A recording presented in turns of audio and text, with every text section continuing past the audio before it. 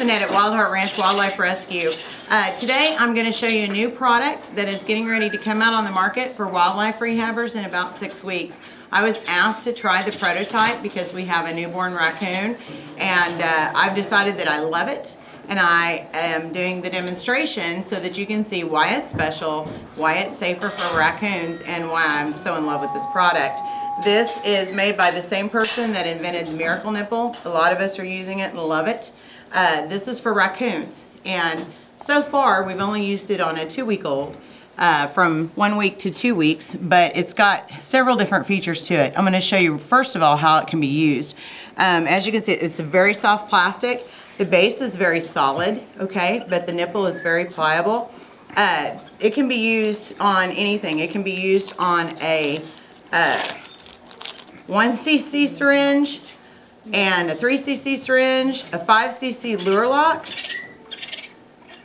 okay, but also a 20cc lure lock, which comes in really handy with raccoons.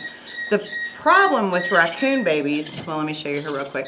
It can also be used on this bottle, which will be here in the next week or two. This is what he will go to. Now, it doesn't slip through the bottle this way, it slides through the bottle this way. And you just work this down into the hole. And it does go. It's just tough to do, and I don't need to do that right now. But it's no problem. Once you get it on there, it's in there, and they can't pull it off. But the step I'm on right now with this 2-week-old is the 20cc syringe. Now, there's a way to use it that makes it very, very safe for little guys.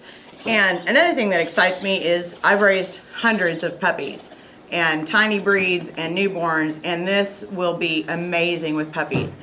And let me show you why. When you use a bottle, the biggest problem with the bottle in a tiny animal is the air in the bottle.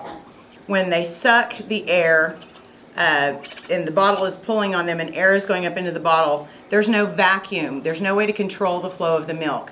So they tend to aspirate more. If you can control the flow and create a vacuum for the animal, they don't aspirate. Well, that's where this comes in, because we could not get that vacuum with the regular squirrel nipple or with the regular human baby bottle nipple that we can get with this. Now, what you do is you fill your syringe, you put it on, and you can also do this with a 3 or 5cc. It still works the same way.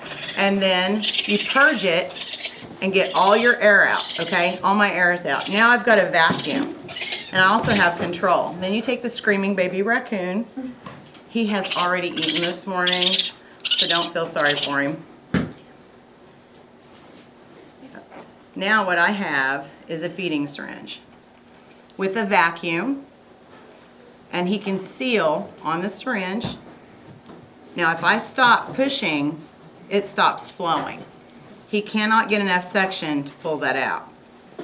And the nice thing is it fits his mouth so well that he's not creating gaps in the corners of his mouth that let air in, which aspirates him. He is sealed on this nipple.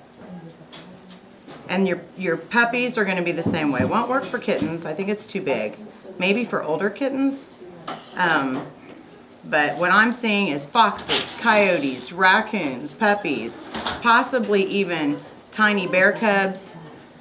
We've raised some of those. I'm talking tiny guys. But this raccoon is eating at a raccoon pace, which you can't really get on the smaller nipples because they eat so fast. And when you're using a nipple that doesn't fit their mouth, you can't keep up with them. So you're constantly having to refill. Now, every time you refill a small syringe, you're doing one thing that puts, it's the danger zone, is when you take the nipple out of the animal's mouth. They're sucking air, they got formula in their mouth going down their throat, and they can aspirate. So if you can start to finish on one syringe with a raccoon, you don't have to break the suction and risk aspiration. You're going from beginning to end, very quickly. And he's just content as can be. We're not doing the whole formula coming out of my nose thing. This is a 2-week-old, and I'm doing a 20cc load here, so he broke the suction on that. He's saying he's full. Like I said, he just ate his breakfast an hour ago. And the way you check to see if a raccoon aspirated is to start the potty reflex, get them peeing and purring. If they're not breathing, they can't purr. And that's how you check to make sure everything's where it should be. And that was fast. I know all the raccoon rehabbers out there are going, wow. He thinks he wants more. He's not getting it. Look at that gut.